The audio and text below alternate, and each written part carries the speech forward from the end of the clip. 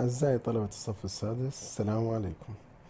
درسنا لهذا اليوم راح يكون هو ضمن Literature Focus The Biography of the Life of Katherine Mansfield. يعني اليوم راح ناخذ حياة كاثرين مانسفيلد، وإن شاء الله من بعد الامتحان راح ناخذ قصة الكناري اللي هي تعتبر الكاتبة أو المؤلفة لهذه القصة. كاثرين مانسفيلد، طبعا هذا الاسم ضروري أن يحفظ الطالب على اعتبار أنه من ضمن الأسئلة الوزارية. من ناخذ قصة الكناري راح نشوف طريقة الامتحان بهذا السؤال شلون راح يكون. يعني سبق وين جابوه. فراغ is the writer of the canary، لازم الطالب يكتب كاثرين مانسفيلد. born in 1888 born in 1888 in New Zealand. in New Zealand يعني ولدت 1888 في المستعمرة نيوزيلندا. هنا طبعا بالأسئلة الوزارية where was Katherine Mansfield born؟ أين ولدت كاثرين؟ where was Katherine Mansfield born؟ الجواب هو in New Zealand. The third of five children. Point two, here we have the third of five children. الثالثة من 5 أطفال، يعني من 5 أخوة، ترتيبها الثالث.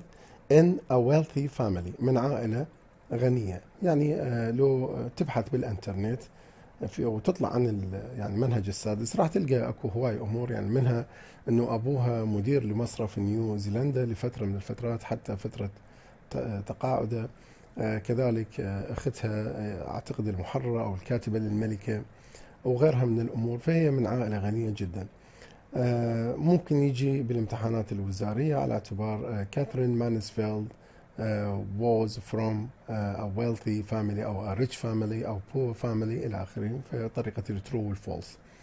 moved to London، انتقلت إلى لندن in 1903 سنة 1903 to study music at Queen's College، لدراسة الموسيقى في كلية كوين أو كلية الملكة. السؤال اللي اجى why did Katherine Mansfield move to London in 1903؟ الجواب to study music at Queen's College. Point 4 became the editor of the college newspaper، أصبحت محررة علما لصحيفة الكلية. طبعا طريقة فراغات ممكن أو طريقة WH question. مثلا Katherine became فراغ the college of the college newspaper، أو what did Katherine become of the college newspaper أو at the college newspaper. الجواب هو editor. traveled around Europe، سافرت حول أوروبا between 1903 and 1906، بين 1903 إلى 1906. خلينا نجي نشوف الأسئلة المهمة أو الوزارية اللي حول هذه الفقرات الخمسة اللي. Question 1 When or where was Katherine born؟ أين ومتى ولدت كاثرين مانسفيلد؟ هنا طبعا بالامتحانات الوزارية مو شرط يجيب وين و where، ممكن يعني he can say only when or where. يعني بالامتحان الوزاري سبق وين جاب where was Katherine Mansfield born؟ أين ولدت كاثرين مانسفيلد؟ فالجواب إذا كان بالوين والوير لازم تذكر المكان والزمان، وإذا كان بالوين فقط زمان، وإذا كان بالوير فقط مكان. فالجواب لهذا السؤال She was born in 1888 in New Zealand، يعني تذكر الزمان أو تذكر المكان مثل ما طالب من عندك. Question 2 Katherine was from a rich or a wealthy family. Is it true or false؟ هل هي كانت من عائلة غنية؟ يعني هل هي ممكن ما يقول rich or wealthy، ممكن يقول poor family.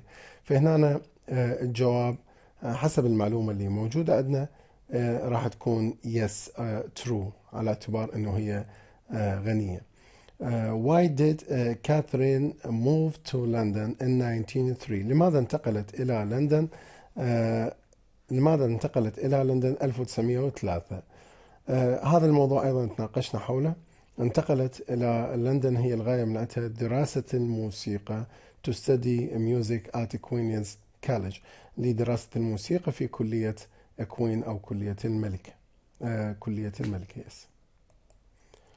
فمثل ما شوف to study music at Queen's College. 4 Katherine became of the college newspaper، ماذا أصبحت؟ هنا كاثرين أصبحت في صحيفة الكلية. إذا مثل ما نعرف أنه الجواب، أو مثل ما تناقشنا به، الجواب راح يكون editor، محررة علما للكلية. أصبحت the editor. Okay. Now we have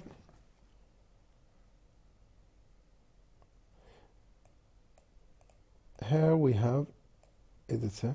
نرجع للفقرات اللي موجودة عندنا ونشوف شنو الأسئلة اللي موجودة أو شنو النقاط المهمة اللي عليها.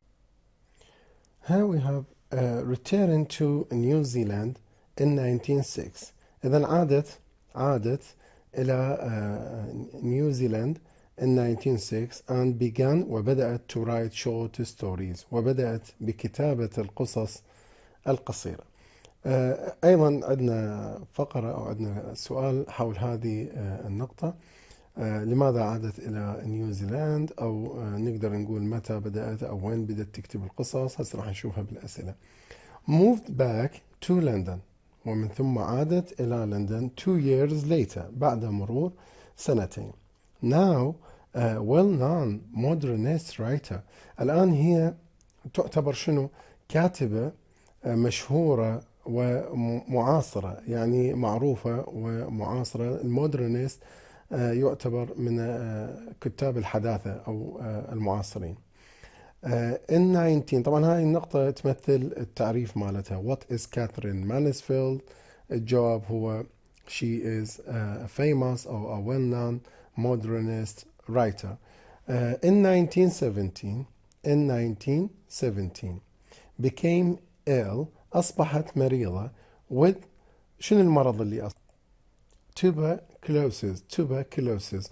إذن أصيبت بمرض السل الرئوي في 1917. هذه ممكن يسألني أسئلة.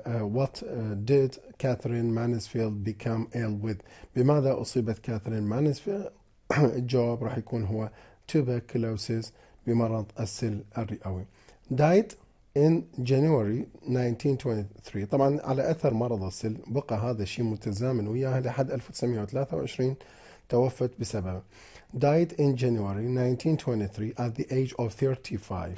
ماتت في 1923 عن عمر يناهز 35 سنة. remains famous، بقيت مشهورة for her collections of poems and short stories، لمجموعة قصصها وقصائدها. هذه معلومة جديدة، أنه كاثرين مانسفيلد ليست فقط رايتر، يعني كاتبة. إذن كاثرين مانسفيلد تعتبر بوت، أيضا شاعرة بنفس الوقت. especially أهم القصص اللي موجودة عندها هي بلس الهناء النعيم and the garden party، وحفلة الحديقة. هذه طبعا اجت بعدة طرق. هاي النقطة الأخيرة. why does Katherine Mansfield remain famous؟ لماذا بقيت مشهورة؟ فسبب مجموعتها الشعرية أو قصصها القصيرة، وبالأخص Bless and the Garden Party. بالمناسبة أيضا تعتبر القصص القصيرة لكاثرين مانسفيلد مهمة، ممكن يجيبها بالامتحان الوزاري على اعتبار أنه عندها فقط ضمن العملين اللي هي أو القصتين The Garden Party and Bless. نجي نشوف الأسئلة حول النقاط اللي أخذناها وطريقة الامتحان الوزاري. 5. Katherine returned to New Zealand in 1906 and began. عادت إلى نيوزيلندا في 1906 in 1906 and began، وبدأت شنو؟ أو ممكن تجي why did Katherine Mansfield return to New Zealand in 1906؟ الجواب مثل ما تناقشنا به to write short stories، لكتابة القصص القصيرة. هنا question 6 طبعا من أهم الأسئلة اللي موجودة واللي يعني ورد بالامتحانات الوزارية لأكثر من مرة. What is Katherine Mansfield؟ من هي كاثرين مانسفيلد؟ هنا اكو يعني بعض الطلبة يتسأل استاذ ليش ما تقول هو is Katherine Mansfield؟ احنا هنا يعني نسأل عن وظيفتها او عن ما هي. فما راح أسأل عن شيء عاقل، بس أسأل عن ماهية كاثرين مانسفيلد أو من هي كاثرين مانسفيلد كصفة وظيفة أو ما شابه ذلك. عموما وليكن هو كاثرين مانسفيلد، في الجواب واحد راح يعني الجواب هنا she is a famous or well-known modernist poet and writer. تعتبر هي تريد تكتب famous أو well-known it's okay يعني ماكو مشكلة. she is a famous well-known modernist poet and writer، شاعرة وكاتبة معاصرة مشهورة. 7. What did Katherine become ill with in 1970؟ بماذا أصيبت كاثرين مانسفيلد؟ طبعا هو المرض اللي أصابها مرض السل الرئوي، فنقدر نقول with tuberculosis، بمرض السل الرئوي. الجواب مثل ما نشوف tuberculosis بمرض السل الرئوي. كاثرين died in، ماتت كاثرين في، هنا طبعا ما عندنا احنا مكان حول هذا الشيء او مستنتج المكان، هنا ممكن فقط السنة، يعني in the January 19 or January in January 1923 في سنة 1923. هذا جواب راح يكون yes. 8. Katherine died in January 1923 في 1923. Katherine remains famous because of، هذا أيضا من الحالات الأسئلة الوزارية، بقت مشهورة أو بقيت مشهورة بسبب شنو؟ كاثرين بقيت كاثرين مشهورة بسبب، طبعا بسبب مجموعتها الشعرية أو قصصها القصيرة، وبالأخص النعيم the bliss أو bliss on the garden party. خلينا نجي نشوف الجواب للسؤال التاسع.